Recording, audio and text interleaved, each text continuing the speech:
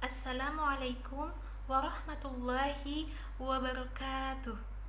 Alhamdulillahirabbil alamin wa bihi nasta'inu ala umuri dunya waddin wassalatu wassalamu ala asrofil anbiya'i wal mursalin wa ala alihi wa sahbihi ajmain amma ba'd.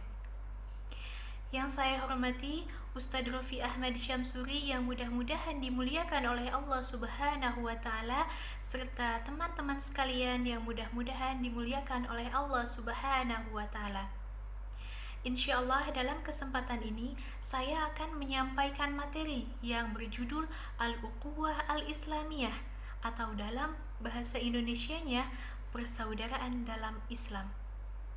Allah Subhanahu wa Ta'ala berfirman dalam salah satu ayatnya yang berbunyi, Innamal mu'minuna ikhwah fa aslihu baina akhwaykum wattaqullaha la'allakum turhamun.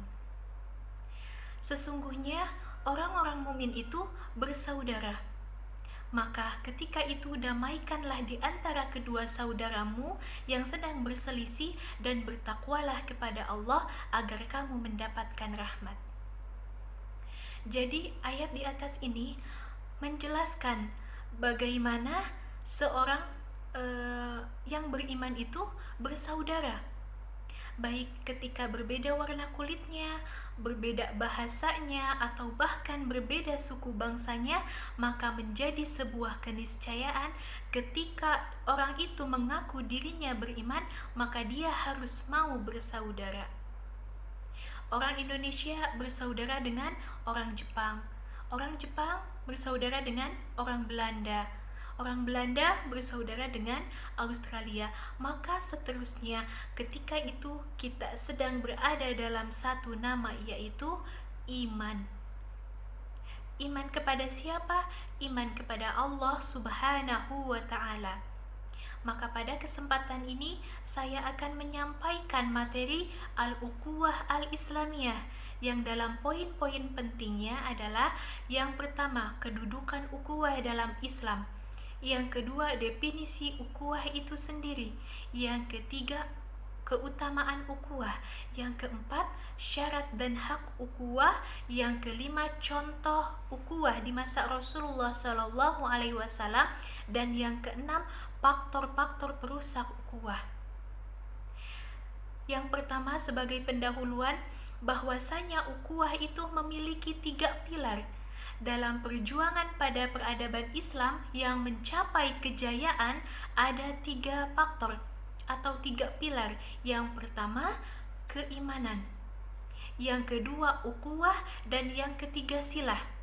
Kekuatan keimanan, kekuatan ukhuwah, kekuatan silah atau senjata menjadi 3 faktor penting dalam mengembalikan Islam untuk jaya kembali.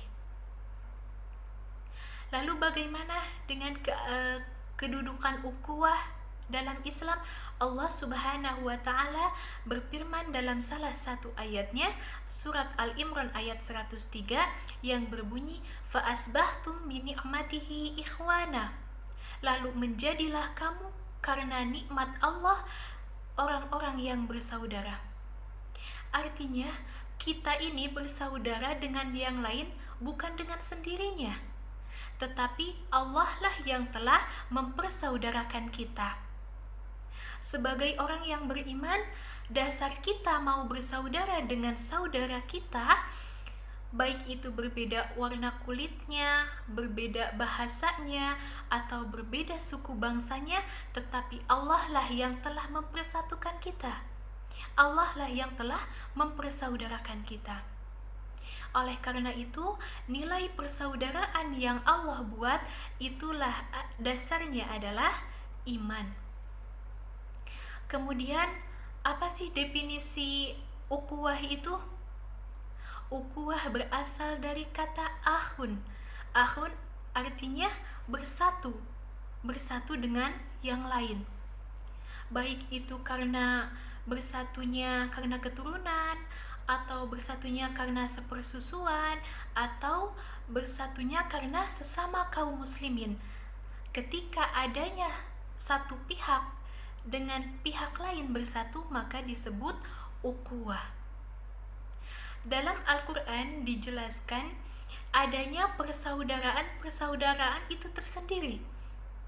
Adanya persaudaraan karena keturunan, adanya persaudaraan karena sepersusuan, atau bahkan karena sesama kaum muslimin.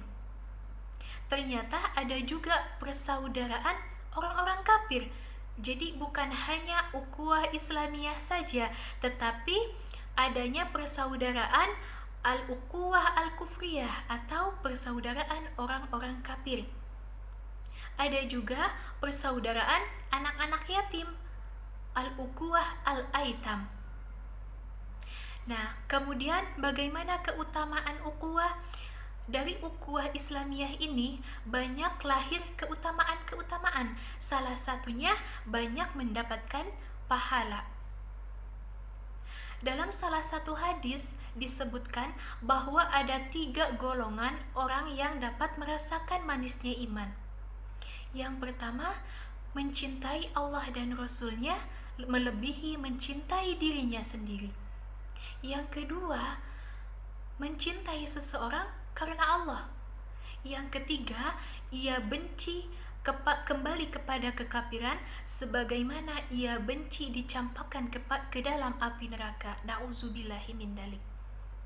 Maka dari itu, persatuan atau persaudaraan yang dilandaskan karena Allah Subhanahu wa taala makomnya tinggi daripada berukhuwah atau bersaudara karena jabatan atau harta.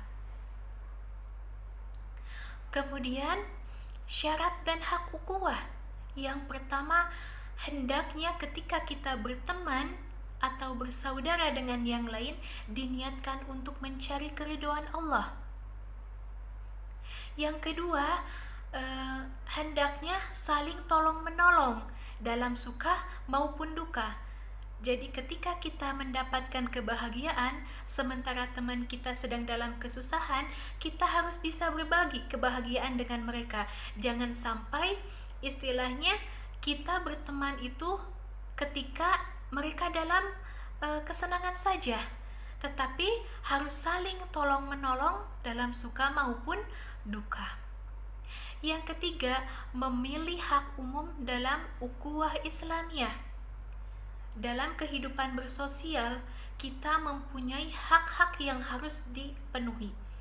Salah satunya yaitu hak-hak sesama muslim yang satu dengan muslim yang lain. Ada 6 poin. Yang pertama, ketika kita bertemu, maka ucapkanlah salam. Yang kedua, ketika kita mendapatkan undangan, maka penuhilah undangannya. Yang ketiga, ketika ia meminta nasihat kepada kita, maka berikanlah nasihat kepadanya. Yang keempat, ketika ia bersin dan memuji nama Allah, maka ucapkanlah yarhamukallah. Yang kelima, ketika ia sakit, maka jenguklah dia. Yang keenam, ketika ia meninggal dunia, maka iringilah jenazahnya sampai ke pemakaman. Nah, ini adalah hak-hak yang harus kita penuhi. Yang kelima ialah contoh implementasi pada masa Rasulullah SAW. Bagaimana Rasulullah SAW memberikan contoh kepada kita bagaimana melaksanakan ukhuwah itu. Rasulullah SAW ketika hijrah dari kota Mekkah ke kota Madinah, apa yang ia lakukan? Yang dilakukannya adalah membangunkan masjid untuk mempersaudarakan kaum muhajirin dan ansor. Ketika Rasulullah SAW mempersaudarakan kaum muhajirin dan ansor, maka di sana dipilihlah salah satu sahabat yang bernama Abdurrahman bin Auf yang pada waktu itu ikut bersama Rasulullah SAW dalam keadaan miskin. Lalu Rasulullah SAW mempersaudarakan dengan salah satu kaum Ansor, yaitu Sa'ad bin Rabi, yang terkenal dengan kekayaannya.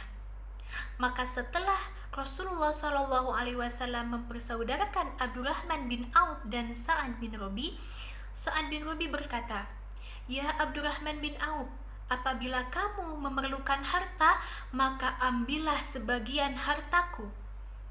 Kalau kamu membutuhkan istri, maka ambillah salah satu dari istri-istriku, kemudian aku ceraikan dan kamu nikahi." Nah, ini adalah salah satu hak-hak ukhuwah pada masa Rasulullah Shallallahu Alaihi Wasallam.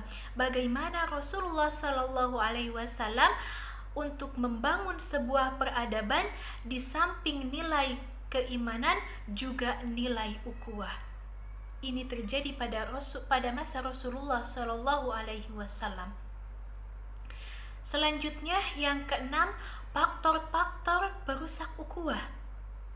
Yang pertama, berolok-olokan atau mengolok-olokkan yang biasanya terjadi antara individu dengan kelompok, baik dengan kata-kata secara langsung atau bahkan dengan bahasa isyarat.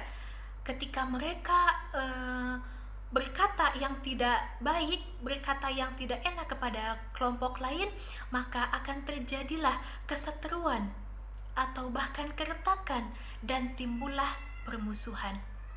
Yang kedua yaitu mencaci maki atau menghina orang lain dengan kata-kata yang tidak pantas untuk diucapkan, sehingga mereka tersinggung dan terjadilah permusuhan. Yang ketiga yaitu memanggil dengan gelar-gelar yang tidak baik. Nah, ini adalah perusak ukhuwah yang harus kita pahami. Ketika kita hidup dimanapun, dengan siapapun, maka kita harus bisa memahami budaya setempat. Ketiga faktor ini adalah perusak ukhuwah. Nah, oleh karena itu saya berpesan, maka saatnya kita untuk merapatkan barisan, untuk memperjuangkan Islam secara berjamaah agar Islam tegak kembali sebagaimana pada masa Rasulullah Shallallahu Alaihi Wasallam. Mungkin hanya itu yang dapat saya sampaikan. Kurang lebihnya mohon maaf. Wassalamualaikum warahmatullahi wabarakatuh.